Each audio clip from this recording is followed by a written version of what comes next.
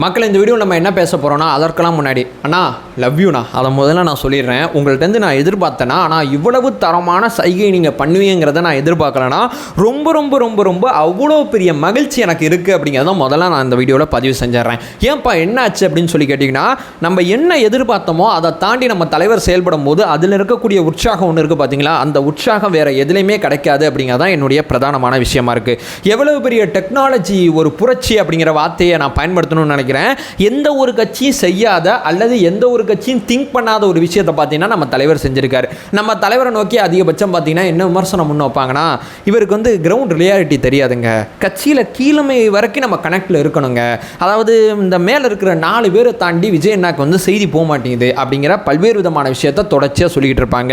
அத்தனை பேருக்கும் இல்லைப்பா நான் எல்லாத்தையும் கவனிக்கிறேன், நான் எல்லாத்தையும் பார்க்குறேன் இப்படி சொல்லி விளக்கம் சொல்கிற ஸ்டைல் நம்ம அண்ணனோட ஸ்டைல் கிடையாது.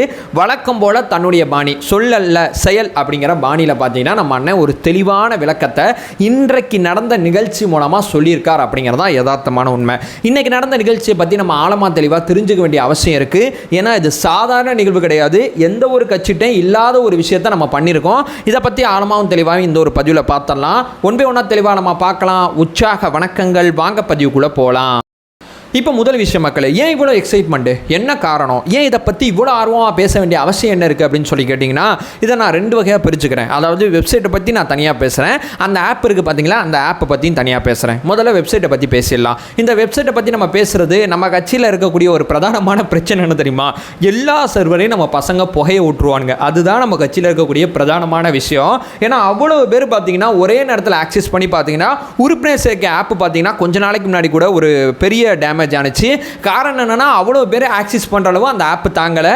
அந்த ஆப்பை லான்ச் பண்ணவங்க கூட அவ்வளோ தூரம் இவ்வளோ பேர் எப்படி ஆக்சஸ் பண்ணுவாங்கன்னு சொல்லி நினச்சி பார்த்துருக்க மாட்டாங்கன்னு நினைக்கிறேன். அந்த ஆப் ஜாம் ஆனிச்சு. இப்போ என்ன பண்ணியிருக்காங்கன்னா, ஒரு செகண்டில் 18,000 பேர் தாவேக்கால சேர முடியும் இந்த வெப்சைட்டை பயன்படுத்தி. ஆல்ரெடி இந்த வெப்சைட் பார்த்தீங்கன்னா முழுக்க முழுக்க வேலையில் தான் இருக்குது. அதே நேரத்தில் பார்த்தீங்கன்னா இந்த வெப்சைட்டை பார்த்தீங்கன்னா டேஷ்போர்டு அப்டேட் அப்படிங்கிற விஷயத்த சொல்லுவாங்க. டேஷ்போர்டு அப்டேட் பண்ணும்போது பார்த்தீங்கன்னா ஒரு செகண்டில் 18,000 பேர் சேர முடியும். அதனால இந்த வெப்சைட்டை அவ்வளோ சீக்கிரம் பார்த்தீங்கன்னா டவுன் ஆகாது. ஏன்னா நிறைய பேர் நம்ம கட்சியில் இணையறதுக்கு ஆசைப்படுறாங்க, ஆனால் இணைய முடியாமல் தவிக்கிறாங்க அப்படிங்கிற பிரச்சனையை நம்ம தலைமை பார்த்தீங்கன்னா நல்லா புரிஞ்சுக்கிட்டு இந்த வெப்சைட் அப்டேட் அப்படிங்கிற ஒரு விஷயத்தை பார்த்தீங்கன்னா ரொம்ப தெளிவாக சொல்லியிருக்காங்க. இது நம்பர் 1 பாயிண்ட். இப்போ நம்பர் 2 பார்த்தீங்கன்னா நம்ம அண்ணனை நோக்கி அதிகபட்ச விமர்சனம் என்னமா முன் வைப்பாங்க, இந்த ஊடகத்தில் இந்த பேனா நிறுவனம் மூலமாக பார்த்தீங்கன்னா பேசக்கூடிய தோழர்கள் என்ன சொல்லுவாங்கன்னா, ஒரு 4 பேருங்க அவரை தாண்டி பார்த்தீங்கன்னா அண்ணன்ட்ட செய்தி போக மாட்டேங்குது, இந்த 4 பேர் தடுத்துடுறாங்க, இந்த 4 பேர் இருக்கிற வரைக்கும் அவர் வேறு ஒரு உலகத்தில் வச்சுருக்காங்க, அவர் தான் அடுத்த முதலமைச்சர் அப்படி இப்படிலாம் சொல்லி வச்சுருக்காங்க, அதுக்கெலாம் வாய்ப்பு கிடையாது, கிரவுண்ட் ரியாலிட்டியே அந்த தலைவருக்கு தரலங்க அப்படின்னு சொல்லி ஏராளமான விஷயத்த சொல்லுவாங்க. அத்தனை பேருக்கு நான் முன்னாடி சொன்ன பார்த்தீங்களா வீடியோ ஆரம்பத்தில் சொல்லல செயல் அப்படிங்கிற மூலமாக எந்த ஒரு கட்சிட்டையும் இல்லாத ஒரு விஷயத்தை நம்ம அண்ணன் பண்ணியிருக்காரு. அதாவது நம்ம கட்சியில் இது வரைக்கும் 2,95,590 பேர் அவங்களுடைய பொறுப்புகள் அவங்களுக்கு அளிக்கப்பட்டிருக்கு. இவங்க உறுப்பினராக ஜாயின் பண்ணியிருக்காங்க. உறுப்பினர் அப்படிங்கிறத தாண்டி கட்சியோட பொறுப்புகள் பார்த்தீங்கன்னா இவங்களுக்கு கொடுக்கப்பட்டிருக்கு. இவங்களுடைய பொறுப்புகள் அப்படின்னா நான் மேலேருந்து சொல்கிறேன், மாநில பொறுப்புலேருந்து பூத் கமிட்டி வரைக்கும் பார்த்தீங்கன்னா இவங்களுக்கு பொறுப்புகள் கொடுக்கப்பட்டிருக்கு. இவங்க அத்தனை பேருமே ஒரு ஆப்பு கீழே நம்ம அண்ணன் கொண்டு வந்திருக்காரு. அந்த ஆப் பார்த்தீங்கன்னா அண்ணனோட ஃபோனில் இருக்குது. அண்ணனோட ஃபோன் மூலமாக அந்த ஆப்பை அவர் ஆக்சஸ் பண்ணுறாரு. ஒரு பூத் கமிட்டி நிர்வாகி அவர் ஃபோனில் மூலமாக இந்த ஆப்பை ஆக்சஸ் பண்ணுறாங்க. இப்போ வரைக்கும் இந்த ஆப்பில் பார்த்தீங்கன்னா 2 செட் ஆஃப் பீப்புள்ஸ் ஜாயின் பண்ணியிருக்காங்க. ஒன்று பார்த்தீங்கன்னா நம்ம கட்சியோட மாவட்ட பொறுப்பாளர்கள் அத்தனை பேருமே ஜாயின் பண்ணியிருக்காங்க. ரெண்டாவது பார்த்தீங்கன்னா 69,000 பேர் இருக்கக்கூடிய அந்த பூத் கமிட்டி இருக்குது பார்த்தீங்கன்னா, ஸ்ட்ராங்கான பூத் கமிட்டி அத்தனை பேருக்குமே இந்த ஆக்சஸ் கொடுக்கப்பட்டிருக்கு. இப்போ நான் சோஷியல் விங்கில் இருக்கேன், என்ன மாதிரி நகர பொறுப்பில் இருப்பாங்க, ஒரு சில பேர் ஒன்றிய பொறுப்பில் இருக்காங்க, இந்த மாதிரி இருக்கக்கூடிய அத்தனை பேருக்குமே இன்னும் 10 நாளுக்குள்ளே அந்த ஆக்சஸ் கொடுத்துருவோம் அப்படிங்கிற விஷயத்த சொல்கிறாங்க. ஸோ அந்த ஆப்போட அந்த ப்ளே ஸ்டோரில் அதில் இருக்கக்கூடிய விஷயங்கள் அத்தனையுமே எடுத்து பார்த்தா எவ்வளோ தூரம் அது அப்டேட் பண்ணப்பட்டதாக இருக்குது. இந்த தொகுதியில் இவ்வளோ பேர் இருக்காங்க, நீங்கள் இத்தனை வீட்டு கதவை தான் தட்டியிருக்கீங்க, நீங்கள் இத்தனை வீட்டு கதவை இன்னும் தட்ட வேண்டியது இருக்குது, ஒரு குடும்பத்தில் இத்தனை ஓட்டு இருக்குது, நீ போய் கவனி, நீ போய் பாரு அப்படின்னு சொல்லி அந்த ஆப் ரொம்ப அழகாக அந்த நான் எப்படி சொல்கிறதுனா எனக்கு இன்னும் ஆக்சஸ் கொடுக்கப்படல, அந்த ப்ளே ஸ்டோரில் இருக்கக்கூடிய பிக்சர் அடிப்படையில் சொல்கிறேன், ரொம்ப அழகாக அந்த ஆப் டிசைன் செய்யப்பட்டிருக்கு. ஸோ அந்த 10 நாளுக்குள்ளே அந்த ஆக்சஸ் கிடச்சிச்சுன்னா அந்த ஆப்பை நான் வெளியே சொல்லலாம் அப்படிங்கிற மாதிரி ஒரு விஷயம் இருந்துச்சுன்னா தலைமை அனுமதிச்சா அந்த ஆப்பில் வேறு என்ன மாதிரி விஷயங்கள் இருக்கோ அதை பற்றி நான் செப்பரேட்டாக ஒரு வீடியோ கூட கொடுக்குறேன். பட் அவங்க அங்கீகாரம் கொடுத்தா அந்த விஷயத்தை நம்ம செய்யலாம், அதை கொஞ்சம் தள்ளி வச்சிடலாம். இந்த மாதிரி நம்ம கட்சியில் ஒரு பூத் கமிட்டி நிர்வாகியோட தலைமை வந்து தொடர்பில் இருக்கும். அதாவது தலைவர் இருப்பார், அதுக்கடுத்து பார்த்தீங்கன்னா மாநில பொறுப்பாளர்கள் இருப்பாங்க, அதுக்கடுத்து பார்த்தீங்கன்னா மண்டல பொறுப்பாளர் இருப்பாங்க, அதுக்கடுத்து மாவட்டம் இருப்பாங்க, அதுக்கப்புறம் கீழே தொகுதியில் இருப்பாங்க, அதுக்கப்புறம் ஒன்றியம் இருப்பாங்க, நகரம் இருப்பாங்க. இதெல்லாம் தாண்டி கீழே பார்த்தீங்கன்னா ஒரு பூத் கமிட்டி மெம்பர் இருப்பார். அதுதான் கடைநிலையான பணியாக இருக்கும். அவரோட பார்த்தீங்கன்னா நம்ம தலைவரை கனெக்ட் பண்ணுற மாதிரி பார்த்தீங்கன்னா ஒரு பெரிய ஒரு விஷயத்தை பார்த்தீங்கன்னா எந்த ஒரு கட்சியிலுமே இது கிடையாதுங்க. ஒரு தலைவர் பார்த்தீங்கன்னா பூத் கமிட்டி மெம்பர்கிட்ட பேசுறது, அந்த மாவட்ட பொறுப்பில் இருக்கிறவங்க தான் பூத் கமிட்டியை ஹேண்டில் பண்ணுவாங்க. அந்த மாவட்ட பொறுப்பில் இருக்கிறவங்கள பார்த்தீங்கன்னா ரொம்ப தீவிரமாக நம்புவாங்க. பட் நம்ம கட்சி ரொம்ப தெளிவாக இருக்கு, இல்லைப்பா நான் வந்து பூத் கமிட்டி தான் என்னுடைய பெரிய ஆணியாக இருக்குது, அந்த ஆணியை நான் ரொம்ப ஆழமாக வச்சுக்கணும், ரொம்ப தெளிவாக வச்சுக்கணும், அந்த ஆணி வேற எவ்வளோ தூரம் ஸ்ட்ராங்காக வச்சுருக்கணும் அவ்வளோ தூரம் பார்த்தீங்கன்னா என்னுடைய வெற்றி சாத்தியப்படுங்கிறத அண்ணன் ரொம்ப தெளிவாக புரிஞ்சுக்கிட்டதுனால அவங்களோட பார்த்தீங்கன்னா கனெக்டில் இருக்காங்க. அவங்களுக்கு டைரக்ஷன் கொடுக்குறது, இந்த தொகுதியில் எத்தனை வீடு இருக்குது, எத்தனை வீட்டில் எவ்வளோ பேரை ரீச் பண்ணியிருக்கோம் அப்படிங்கிற ஒரு டைரக்ஷன் அதில் இருக்கும். அதே நேரத்தில் இன்றைக்கி எத்தனை உறுப்பினரை நம்ம சேர்த்துருக்கோம், இன்னும் நம்ம எவ்வளோ உறுப்பினரை சேர்க்க வேண்டியது இருக்குன்னு சொல்லி எல்லா விதமான ப்ராசஸையும் அந்த பூத் கமிட்டி நிர்வாகி அந்த லொக்கேஷனில் போய் அந்த லொக்கேஷனை வந்து அவர் ஃபோனில் ஆன் பண்ணாவே அத்தனை டீட்டெயிலும் அந்த பூத் கமிட்டி நிர்வாகிக்கு தெரிஞ்சிடும் அப்படிங்கிறது தான் யதார்த்தமான உண்மை.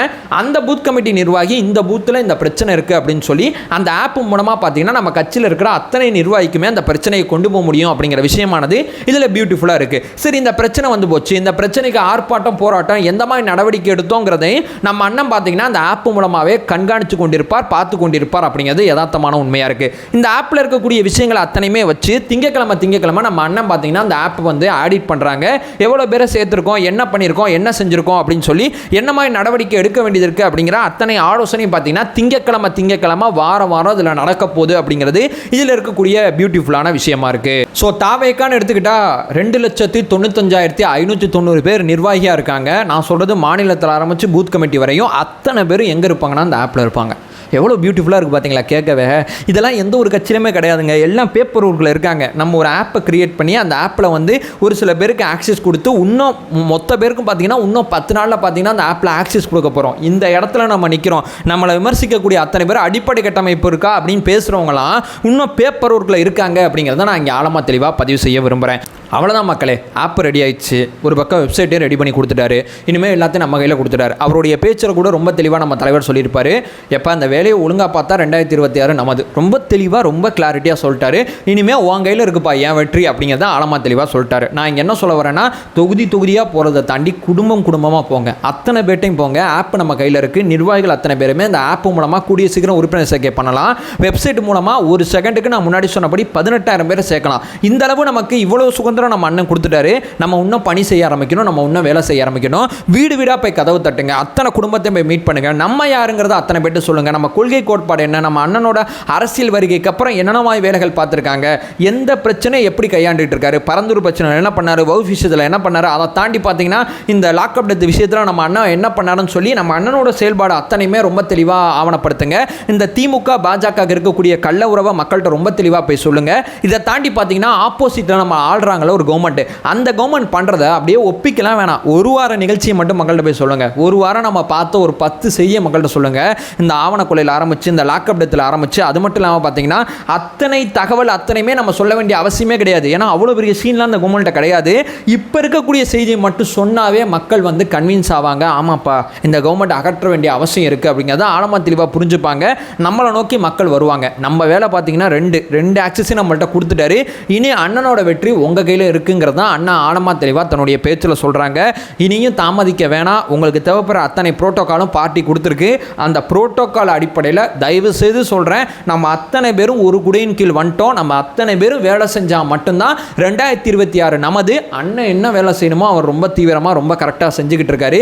இங்கே நீங்களும் நானும் வேலை செய்ய வேண்டியது இருக்குது, அந்த வேலையை ஆழமாக செய்வோம் அப்படிங்கிறதான் இந்த பிரச்சாரத்தோட மைய நோக்கமாக இருக்குது. ஸோ அதை சொல்லிட்டு இந்த வீடியோ நான் என் பண்ணிக்கிறேன். ஸோ களம் தயாராகிடுச்சு, பயணத்தை ஆரம்பிப்போம் அப்படிங்கிறதான் இந்த வீடியோவில் நான் சொல்ல வர்றது. ஸோ எனிவே இந்த வீடியோவில் பேச வேண்டிய விஷயங்கள் அத்தனையுமே பேசிட்டேன். ஸோ நம்ம சேனலை ஃபர்தராக ஃபாலோ பண்ணிங்கன்னா டிவிக்கு சார்ந்த மிக முக்கியமான பல்வேறு விதமான தகவல்களை நம்ம பேசிகிட்டு இருக்கோம். நம்மளோட ஒரே நோக்கம் அறியாமை அகற்ற வேண்டும், அறியாமை அகற்றப்பட வேண்டும். Thank you so much.